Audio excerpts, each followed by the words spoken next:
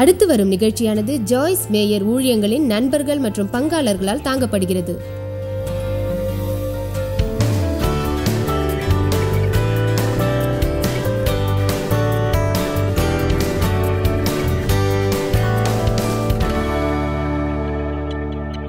அதிகாரம் குறித்து இயேசுவின் சீடர்கள் ஒருவருக்கொருவர் போட்டி போட்டார்கள். ஒரு ஊழியனாக இருப்பதையே நீங்கள் நாடுங்கள் என்று இயேசு அவர்களிடம் சொன்னார். நாடுங்கள், எல்லாரும் சொல்லுங்கள், நாடுங்கள். நாடுதல் என்பதன் அர்த்தம் தொடர்தல். உங்களால் முடிந்தவரை தொடருங்கள். ஊழியம் செய்வதை நாடுவதற்கு சில அறிவுரைகளை நான் சொல்கிறேன். பிறருக்கு நீங்கள் உதவுவதற்கு முன்பாக 3 தீர்க்க தரிசனங்கள், 2 தோற்றங்கள் போன்றவைகளை நாடும் ஒரு நபராக இருக்காதீர்கள்.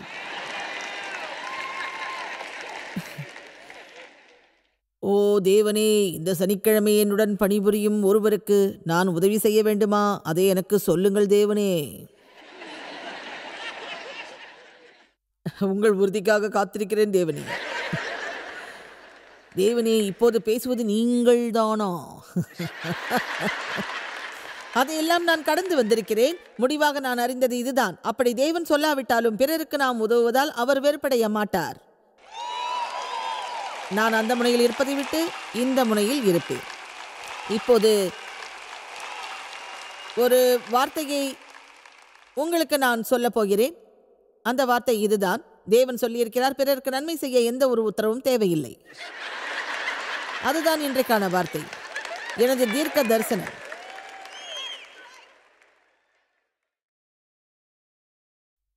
கடைசியாக நீங்கள் எப்போது ஒரு இடத்தில் அமைதியாக அமர்ந்து பிறருக்கு உதவுவதற்காக 15 நிமிடங்கள் ஜெபித்தீர்கள்?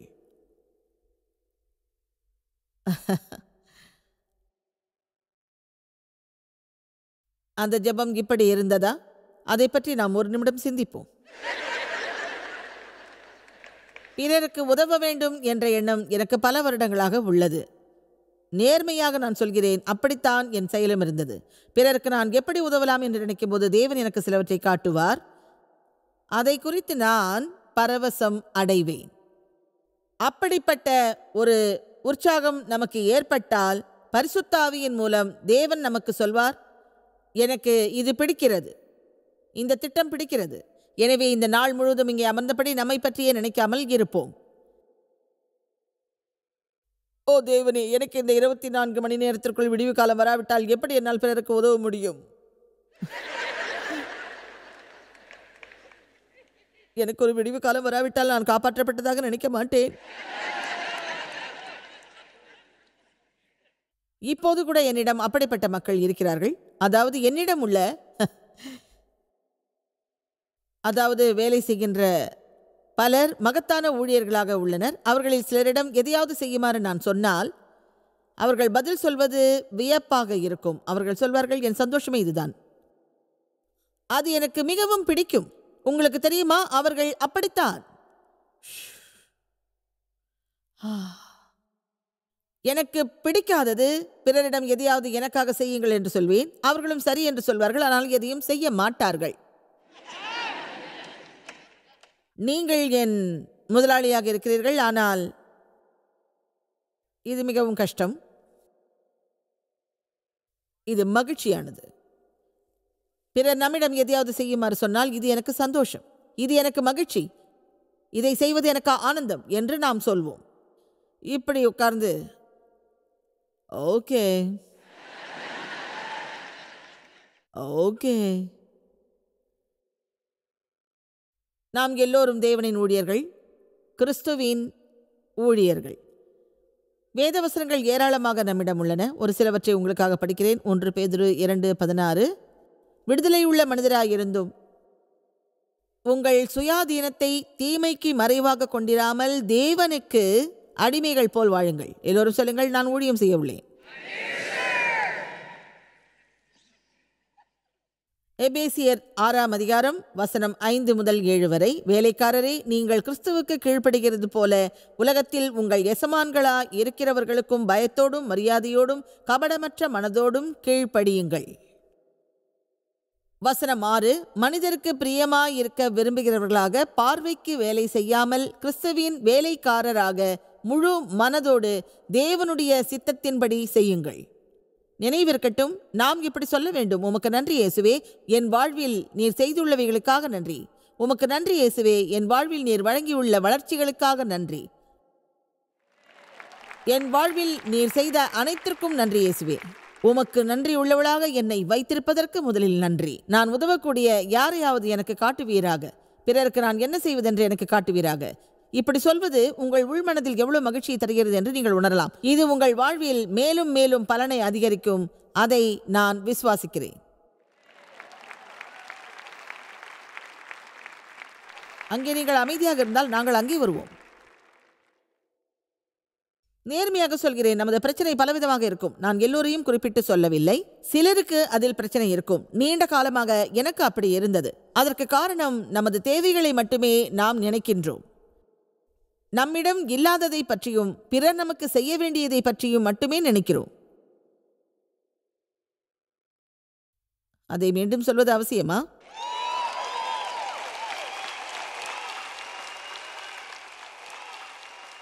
நமது விருப்பம், நமது தேவைகளை பற்றி மட்டுமே நாம் எப்போதும் நினைக்கின்றோம். நமது தேவைகளுக்கு உதவாதவர்கள் மீது நாம் வெறுப்படைகிறோம்.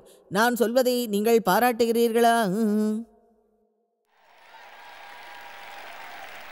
இன்னொரு விஷயம், அது உங்கள் சமாதானத்தை அதிகரிக்காது, உங்கள் மகிழ்ச்சியை அதிகரிக்காது, தேவன் உங்களை ஆசீர்வதிக்கும்படி செய்யாது.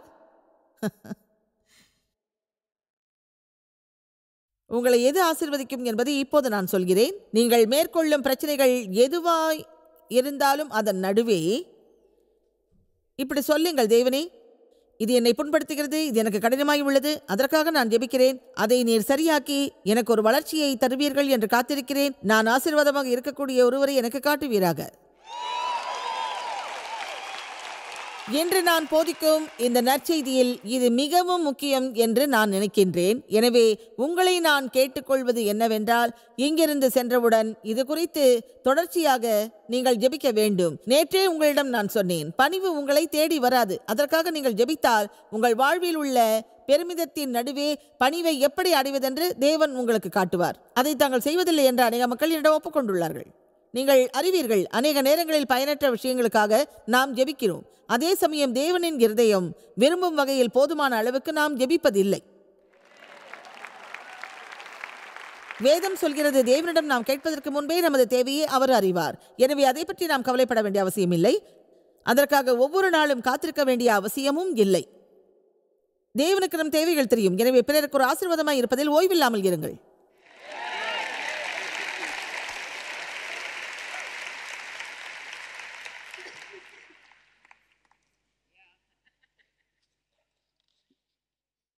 கலாத்தியர் 5:13 சொல்கிறது, சகோதரரே, நீங்கள் சுயாதீனத்திற்கு அழைக்கப்பட்டீர்கள்.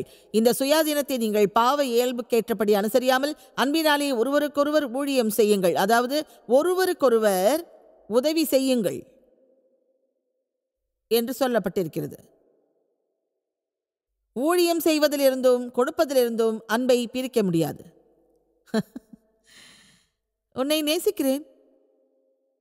சரி,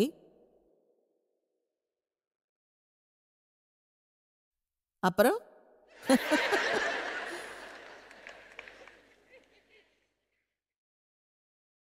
நாம் துண்டு துண்டாக நேசிக்கிறோம். அது நம் அன்பு. மக்கள் என்னிடம் சொல்வார்கள், மரிக்கும் வரை உன்னை நேசிக்கிறேன். நான் சொல்வேன், தயவு செய்து மரிப்பதற்காக என்னை நேசிக்காதீர்கள், வாழ்வதற்காக நேசியுங்கள். உன்னை மரிக்கும் வரை நேசிக்கிறேன் என்பது ஊமைத்தனமானது. பொதுவாக சில விஷயங்களை அப்படித்தான் நாம் சொல்வோம். அது பூனையும் நாயும் நனைவதாகும். சரி,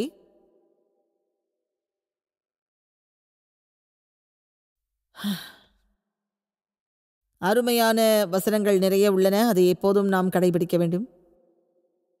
அதை நாம் செய்யும் பட்சத்தில் நாம் நீண்ட காலம் அந்த மகிழ்ச்சியில் திளைக்கலாம் என நம்புக. உள்ளபடியே நீங்கள் விரும்புவதற்கு மேலாக இங்கே நான் இருப்பேன்.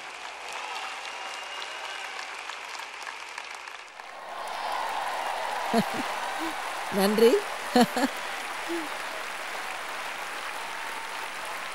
இங்கே நின்றபடி நான் பொய் சொல்ல மாட்டேன். இந்த வாரம் முழுவதும் நான் இங்கே இருக்க வேண்டும்.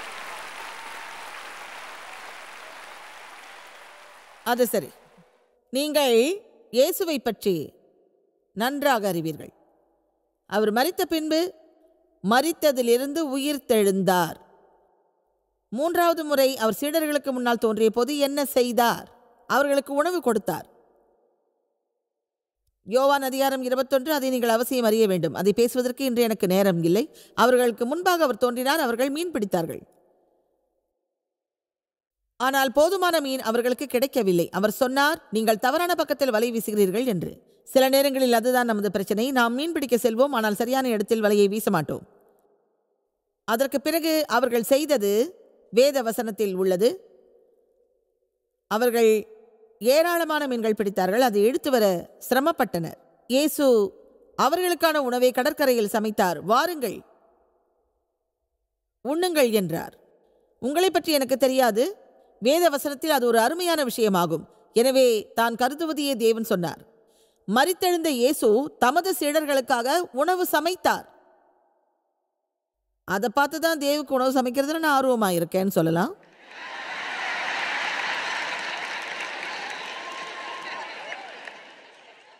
இன்னைக்கு நீங்க கார்ன் சாப்பிட்றீங்களா?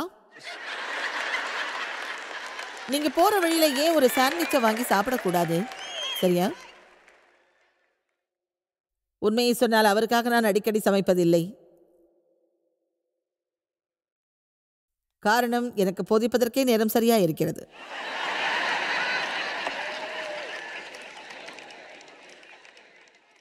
மார்க்கு அதிகாரம் 20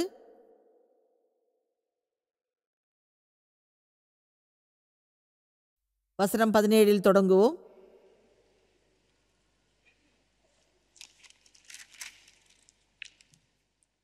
மார்க் அதிகாரம் 10, அது 20வது எண்ணு. நான் ஏன் வேகமாக வீட்டுக்கு போகிறேன் என்பதை நீங்கள் அறியலாம்.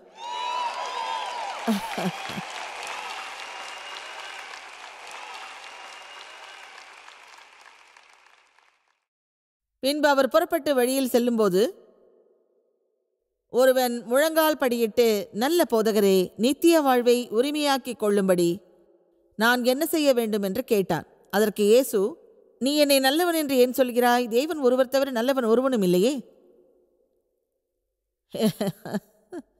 விபசாரம் செய்யாதே, கொலை செய்யாதே, களவு செய்யாதே, பொய் சாட்சி சொல்லாதே, வஞ்சனை செய்யாதே, உன் தகப்பனையும் தாயையும் கனம் பண்ணு. அதற்கு அவன், போதகரே, இவைகளை எல்லாம் என் சிறுவயது முதல் கடைபிடித்து வந்திருக்கிறேன் என்றான். மீண்டும் சொல்கிறேன், இவைகளை எல்லாம் என் சிறுவயது முதல் கடைபிடித்து வந்திருக்கிறேன். இயேசு அவனை பார்த்து அவனிடத்தில் அன்பு கூர்ந்தார். எல்லோரும் சொல்லுங்கள், இயேசு அன்பு கூர்ந்தார். இயேசு அவனை பார்த்து சொன்னார், உன்னிடத்தில் ஒரு குறைவு உண்டு. நீ போய் உனக்கு உண்டானவைகளை எல்லாம் விற்று எளியோருக்கு கொடு. அந்த வேத வசனத்தை பிடிக்கும் மக்களுக்கு அது ஆச்சரியத்தை தரக்கூடியதாக இருக்கும். அப்பொழுது விண்ணுலகிலே உனக்கு செல்வம் உண்டாயிருக்கும். அவனிடமிருந்து எல்லாவற்றையும் எடுத்துக்கொள்ள இயேசு விரும்பவில்லை. பின்பு அவனை பார்த்து சொன்னார், அவனை அவர் நேசித்தபடியால் அப்படி சொன்னார். அடுத்த சில வசனங்களை நீங்கள் படித்தால் இயேசு சொன்னபடி அவனால் செய்ய முடியவில்லை என்பதை அறியலாம். அதன் மூலம் அவனுக்கு பணத்தட்டுப்பாடு இருந்ததாக நான் உணர்கிறேன். தேவன் நம்மிடம் கொடுக்க சொல்லும்போது நம்மிடம் உள்ளதையெல்லாம் கொடுக்க முடியாது. அதுதான் நமது பிரச்சனை.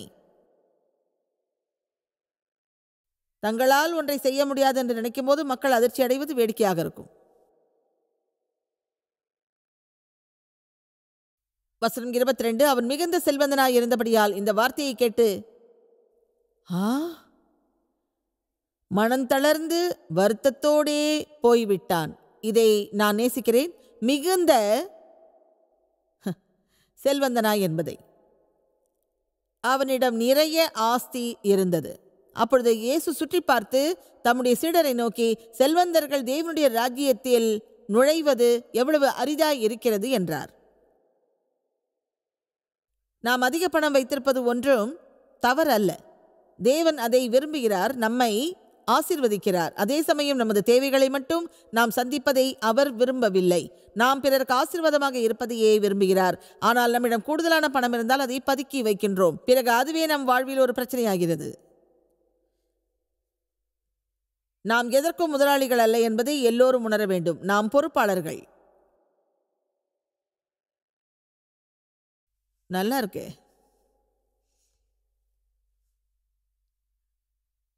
ம் ம் நல்லதா இருக்கு.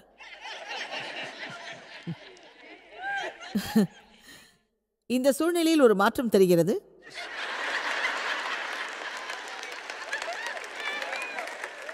ஏனென்று சொல்கிறேன், நீங்கள் பணத்தை பற்றி பேசினால் மக்கள் வித்தியாசமாக இருப்பார்கள். அந்த சீடர்கள் எல்லோரும் சீடர்கள். அவர்கள் எல்லோரும் வெளியேற இதுவே நேரம். சீடர்கள் அவருடைய வார்த்தைகளை குறித்து வியப்படைந்தார்கள். இயேசு மறுபடியும் அவர்களை நோக்கி, பிள்ளைகளே, செல்வத்தின் மேல் நம்பிக்கையாய் இருக்கிறவர்கள் தேவனுடைய ராஜ்யத்தில் நுழைவது எவ்வளவு அரிதாயிருக்கிறது என்றார். அது பணம் வைத்திருப்பது பற்றியதல்ல, உங்கள் விசுவாசத்தை பற்றியதாகும். செல்வந்தன் தேவனுடைய ராஜ்யத்தில் நுழைவதை விட ஒட்டகமானது ஊசியின் காதிலே நுழைவது எளிதாயிருக்கும் என்றார். அவர்கள் மேலும் வியப்படைந்து, அப்படியானால் யார் ரட்சிக்கப்படக்கூடும் என்று தங்களுக்குள்ளே சொல்லிக் கொண்டார்கள். இயேசு அவர்களை பார்த்து, மனிதரால் இது இயலாதுதான், தேவனால் இது இயலாததல்ல. தேவனாலே யாவும் இயலும் என்றார். இன்னும் நாம் நல்ல பகுதிக்கு வரவில்லை, பாதியில் உள்ளோம்.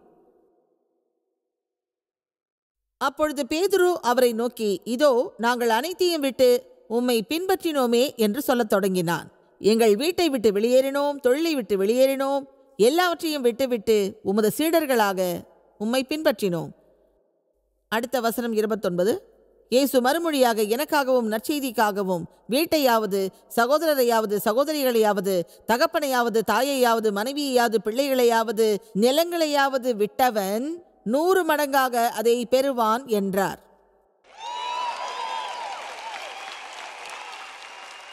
இப்போது கவனியுங்கள், நீங்கள் பரலோகத்திற்கு போகும்போது என்று அது சொல்லவில்லை. அதை போன்று இந்த நாளில் யார் 100 மடங்கு அதிகமாக பெற முடியும் என்று அது சொல்கிறது.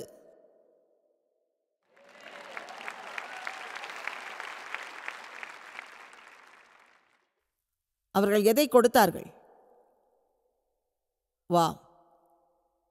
எனவே ஆசி உள்ளவரிடமிருந்தும் ஆளுபவனிடமிருந்தும் எல்லாவற்றையும் கொடுக்க அவர் விரும்பவில்லை. அவர்கள் தங்களிடம் உள்ளதை அறிவதோடு அதற்கான ஈவை தமது கரங்கள் கொடுத்ததையும் அவர்கள் அறிய வேண்டும் என்று விரும்பினார். அவரிடம் விதைப்பதற்கான ஆற்றல் உள்ளது. அவர் விதைத்தால் நம்மிடம் உள்ளதை விட கூடுதலான அறுவடையை அவரால் தர முடியும். அந்த நடைமுறையில் ஏழைகளுக்கும் தேவையுள்ளோருக்கும் அவர் ஒரு ஆசீர்வாதமாக இருப்பார். அவர் சொன்னார், அவற்றை கொடுங்கள், அது உங்களிடம் அதிகமாக உள்ளது, அவற்றை ஏழைகளுக்கும் தேவையுள்ளோருக்கும் கொடுங்கள். அதோடு கூட இயேசு அவர்களிடம் மறுமொழியாக சொன்னார், நான் இன்னும் கூடுதலாக கொடுப்பேன் என்று. தம்மை பணிவதை அவர் விரும்பினார். அதோடு கூட தம் சீடர்களுக்கு அவர் சொன்னார், எனக்காகவும் நற்செய்திக்காகவும் நீங்கள் கொடுத்ததற்கு மேலாக 100 மடங்கு மேலாக உங்கள் வாழ்நாளில் அதை பெறுவீர்கள் என்று. அவருக்கு மீறி நம்மால் அதை தர முடியாது.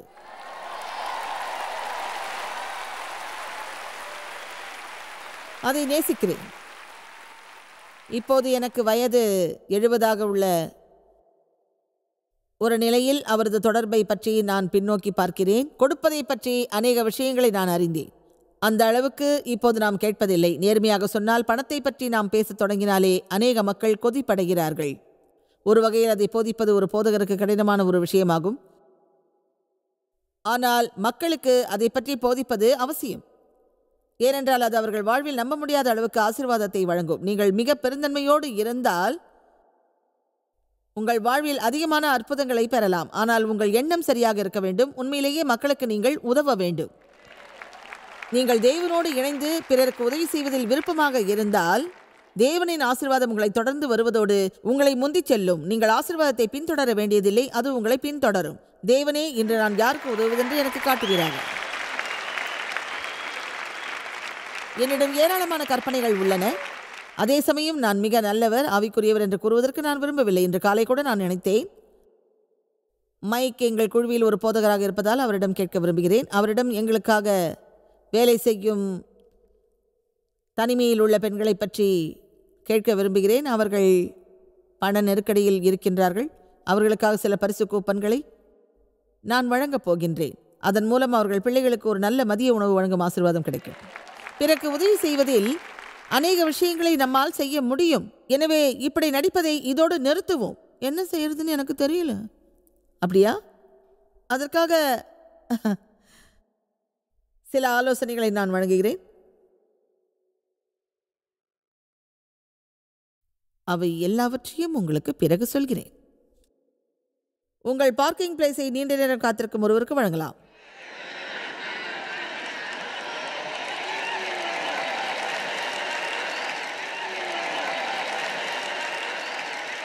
ஆமாடி,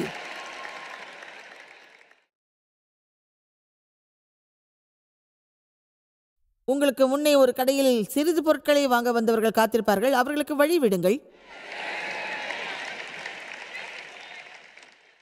தொடர்ந்து கஷ்டமான நிலையில் உள்ள ஒருவரின் வாடகையை நீங்கள் வழங்குங்கள். அது எப்படி? காலை உணவிற்காக சமையுங்கள். தற்போது என் அட்டவணையில் அது இல்லை. ஏனென்றால் நாளை காலை நான் சீக்கிரம் எழுந்து தேவுக்காக பிரேக்ஃபாஸ்ட் அமைப்பேன்.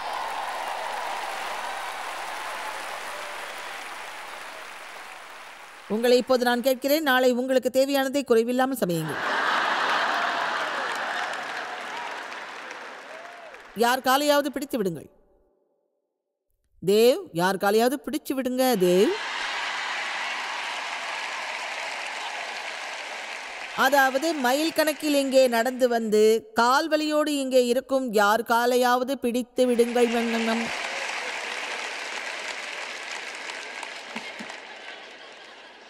சீக்கிரம் எழுந்து காஃபி தயார் செய்யுங்கள். இங்கே உங்களிடம் சில விஷயங்கள் தேவை பற்றி நான் சொல்ல விரும்புகிறேன். தேவ், உங்களுக்கே தெரியும், தேவை நான் வெறுப்பேற்றுவேன். அவரின் கதைகளை பற்றி நான் சொல்வேன். ஆனால் அந்த சூழ்நிலையிலும் பெருந்தன்மையோடு நான் சொல்வதை பெரிதுபடுத்தாமல் தேவ் இருப்பார். என்னை விட நன்றாக பரிமாறுவார். இயற்கையாக எனக்கு உதவும் குணமில்லை, ஆனால் ஒரு காரணத்துக்காக அதை செய்வேன். உங்களுக்கு தெரியும், என்னிடம் ஆவிக்குரிய விஷயங்கள் நன்றாக உள்ளன. ஆனால் காலை உணவு சமைக்க வேண்டியிருந்தால் நான் சொல்வேன், ஏற்கனவே நான் கடுமையாக உழைச்சது போதாதா? தேவ் அப்போது சமைப்பார்.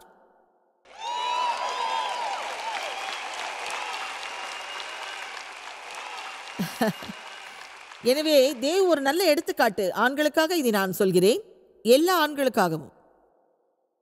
இரவு நேரத்தில் அவர் படுக்கையை சரி செய்வார். படுக்கை விரிப்பை எடுத்து நன்றாக விரிப்பார். நான் செய்ய வேண்டியதை அவர் செய்வார்.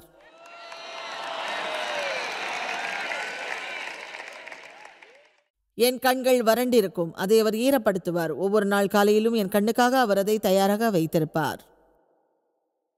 இப்போது ஒரு புதிய வேலை உள்ளது, அதை அவர் பெருந்தன்மையோடு செய்வார். எனக்கு எதையும் பேக்கப் செய்வது பிடிக்காது. அப்படி எதையும் பேக்கேஜ் செய்வதை என்னால் தாங்க முடியாது. அது ஏன் தெரியுமா? அதை நாம் செய்வது மிகவும் கடினமான ஒரு காரியம் அல்லவா? ஒரு புதிய ஆடையை வாங்கும்போது அதை சுற்றியுள்ள டேகை நான் அறுக்க மாட்டேன். தேவ் அந்த கயிறுகளை அறுப்பார், எனது ஆடைகளை அலமாரியில் வைப்பார். எதையாவது நான் குவித்து வைப்பேன், அவர் அதை சரி செய்வார். ஓ,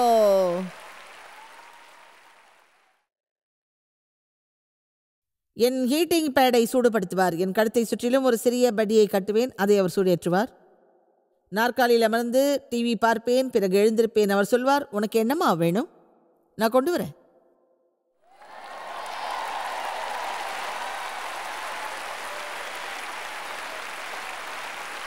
உங்களுக்காக அங்கே யாரோ காத்திருக்கிறார்கள். தேவ் காத்திருக்கட்டும்.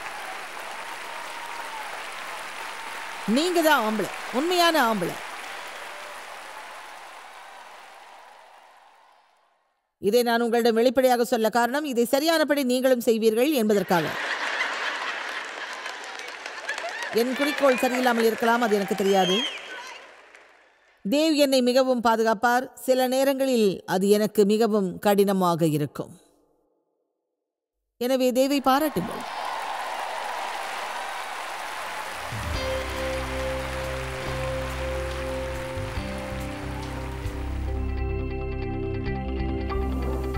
நான் விசுவாசிப்பது என்னவென்றால், தேவனுக்கு நாம் நன்றி செலுத்துவதற்கான ஒரு வழி பிறருக்கு நாம் எதிர்பாராமல் உதவி செய்வது. இன்று யாராவது ஒருவரை ஆசீர்வதிக்குமாறும் தேவனிடம் நீங்கள் கேட்கலாம்.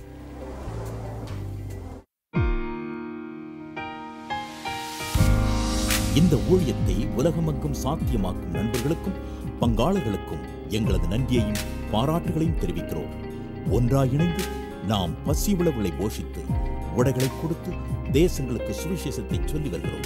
எங்களை தொடர்பு கொண்டு www.jmumindia.org உங்கள் ஜெப தேவைகள் மற்றும் எங்களின் வெளியீடுகள் பற்றி அறிந்து ஜாய்ஸ் அவர்கள் நிகழ்ச்சிகளை அறிந்து எங்களோடு இணைந்து தேவ அன்பை உலகிற்கு பரவச் செய்யுங்கள். அடுத்து வரும் நிகழ்ச்சியானது ஜாய்ஸ் மேயர் ஊழியங்களின் நண்பர்கள் மற்றும் பங்காளர்களால் தாங்கப்படுகிறது.